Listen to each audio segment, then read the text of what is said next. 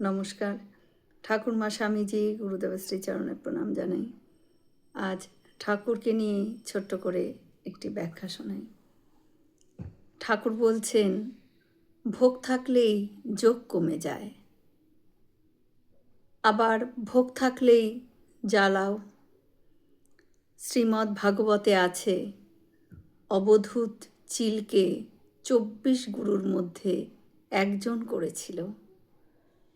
চিলের মুখে মাছ ছিল, তাই হাজারো কাক তাকে ঘিরে ফেললে। চিল মাছ মুখে যেদিকেই যায় সেই দিকে কাকগুলো পেছনে পেছনে কা কা করতে করতে ছোটে। যখন চিলের মুখ থেকে মাছটি আপনি পড়ে যায়, তখন যত কাক মাছের দিকে গেল, চিলের দিকে আর গেল না। মাছ অর্থাৎ ভোগের বস্তু। কাকগুলো ভাবনা চিন্তা, যেখানে ভোগ সেখানে ভাবনা চিন্তা। ভোগ ত্যাগ হয়ে গেলেই শান্তি। আবারও দেখো, অর্থই আবার অনর্থের মূল। ভাই ভাই বেশ আছে, কিন্তু ভাইয়ে ভাইয়ে হিংসে নিয়ে যত গোল হয়।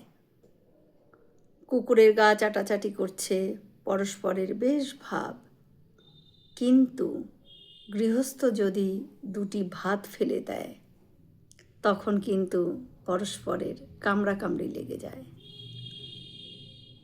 মা বলছেন, যখন জগৎ নাশ হয়, মহাপ্রলয় হয়, তখন মা সৃষ্টির বীজ সকল কুড়িয়ে রাখেন। গিন্নির কাছে যেমন একটা নেতা কাতার হাঁড়ি থাকে, আর সেই হাঁড়িতে গিন্নি 5 রকমের জিনিস তুলে রাখে। ভেতরে সমুদ্রের ফেনা, নীল বড়ি, ছোট ছোট পুঁটুলি, তাতে শশা বিচি, কুমড়ো বিচি, লাউ বিচি ইত্যাদি সব থাকে। প্রয়োজন মতন তা বার করে। মা ব্রহ্মময়ী তেমনি সৃষ্টি নাশের পর ওই রকম সব বীজ গড়িয়ে রেখে দেন। জয় শ্রী রামকৃষ্ণ। আমরা সকলে মিলে একসাথে বলি, জয় মহামায় কি জয়, জয় ভগবান শ্রী শ্রী রামকৃষ্ণদেব কি জয়, জয় স্বামীজি মহারাজজি কি জয়। হয়তো অনেক ভুল ত্রুটি করলাম, ঠাকুর যেন আমায় ক্ষমা করে দেন। সকলে সুস্থ থাকবেন, আনন্দে থাকবেন।